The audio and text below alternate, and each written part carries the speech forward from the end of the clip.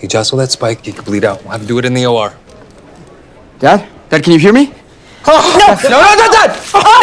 Dad! Let's get him to the OR. As soon as the man entered the operating room, he began to bleed excessively. The doctors had no choice but to perform chest compressions. They kept massaging his chest, and thankfully, it worked. But the sharp object in his body hadn't been removed yet. The one in his shoulder was especially life-threatening. Morgan informed the man's son about the situation. If the sharp object were removed, the man's life would be in danger. The best way to save his life was amputation, but the whole family depended on the father for their livelihood. Losing a limb meant losing their source of income. The son had already decided to quit school and take over his father's work in the future. If cutting off his arm means he'll live, then do it.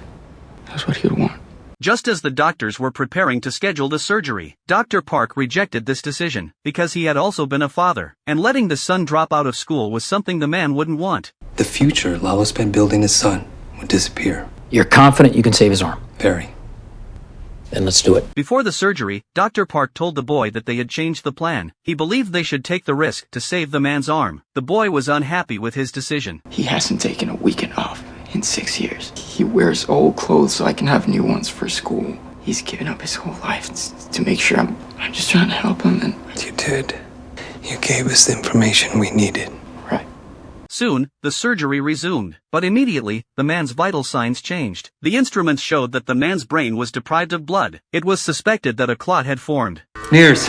56% dropping fast. Low 50, he risked brain damage. We should call this off and ligate the subclavian. No, we're this close to saving his arm. Dr. Park worked hard to save the man. The color began to return to his arm. The rest of the surgery went smoothly. The man woke up from his coma. His fingers moved without any issue. At that moment, the son also ashamedly told his father about the decision he had made for him earlier. I made the wrong choice.